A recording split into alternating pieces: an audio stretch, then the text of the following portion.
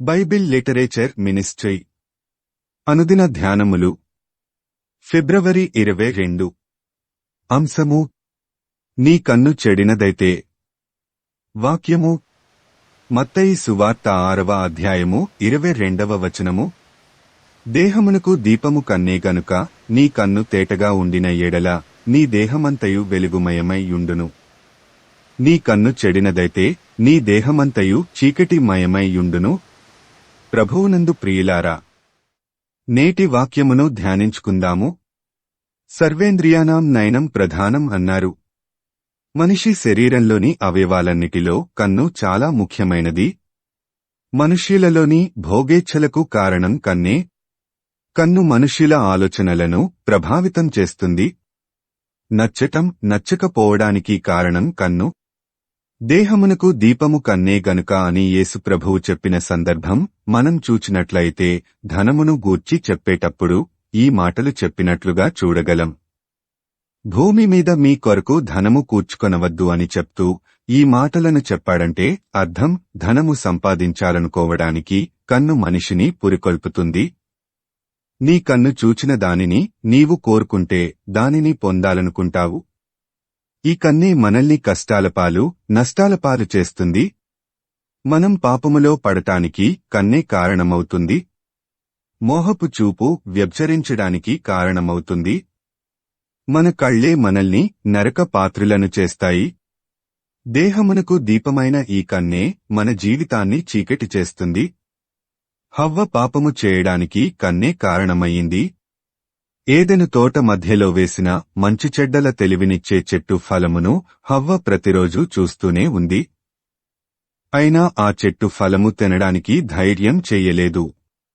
అయితే సాతాను వలన పురికొల్పబడినప్పుడు మాత్రం ఆ చెట్టు ఫలము హవ్వ కన్నులకు ఎంతో అందంగా చూపునకు రమ్యంగా కనబడి దేవుని ఆజ్ఞని సైతం లెక్క చెయ్యకుండా పండుకోసుకుని తినింది ఈ లోకంలో మనం కూడా అంతే ఇతరులను చూసి పురికొల్పబడి మనకు నచ్చిన ప్రతిదానిని సంపాదించాలని కోరుకుంటాము ఏదైనా ఒక మంచి వస్తువు చూచినప్పుడు అది మనకు అవసరమున్నా లేకున్నా మన కన్ను చూచిన వాటిని బట్టలు కారు ఒక అందమైన భవనం బంగారం టీవీ ఫ్రిడ్జ్ ఏసీ లాంటివి పొందాలనుకుంటాము వాటిని పొందాలంటే ధనము అవసరము ధనము సంపాదించటానికి అనేకమైన అడ్డదారులు తొక్కడం అక్రమంగా సంపాదించటం జరుగుతుంది ఈ లోకభోగాలు అనుభవించడానికి అవసరమైన ధనం సంపాదించడానికి కన్ను కారణం అవుతుంది మనం ఎంత సంపాదించినా మన కన్నులను తృప్తిపరచలేము అయినను అతడు ఎడతెగక కష్టపడును అతని కన్ను ఐశ్వర్యముచేత తృప్తి పొందదు అతడు సుఖమనునది నేనెరుగక ఎవరి నిమిత్తము కష్టపడుచున్నానని అనుకొనడు ఇదియు వ్యర్థమైనదై బహుచింత కలిగించును ప్రసంగి 4:8 ఈ లోకాశలకు కారణమైన మన కన్నులు తేటగా ఉండాలంటే మన హృదయములో వాక్యము ఉండాలి దేవుని వాక్యము మన కన్నులకు వెలుగును ఇస్తుంది యెహోవా ఉపదేశములు నిర్దోషమైనవి అవి హృదయమును సంతోషపరచును యెహోవా ఏర్పరచిన ధర్మము నిర్మలమైనది అది కన్నులకు వెలుగునిచ్చును కీర్తనలు 19:8 కాబట్టి మన హృదయం వాక్యముతో నిండి ఉంటే ఈ లోకభోగాలను ఆశించకుండా మన కన్ను తేటగా ఉండి మన దేహము వెలుగుమయమై ఉంటుంది దేహమునకు దీపమైయున్న నీ కన్నులను తేటగా ఉంచుటకు నీ హృదయమును వాక్యముతో నింపుటకు నీవు సిద్ధమా ప్రార్థించుకుందాము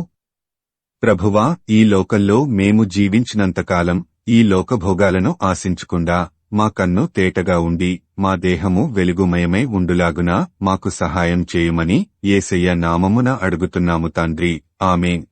ప్రభువునందు ప్రియులారా మార్కు సువార్త 16వ అధ్యాయము 15వ వచనములో మీరు సర్వలోకమునకు వెళ్లి సర్వసృష్టికి సువార్త ప్రకటించుడి అని యేసు ప్రభువు చెప్పాడు కాబట్టి సువార్తను ప్రకటించడంలో భాగంగా ఈ వాక్యమును మీ స్నేహితులు బంధువులకు షేర్ చేయమని ప్రభువు నామమున కోరుతున్నాను దేవుడు మిమ్మును దీవించునుగాక.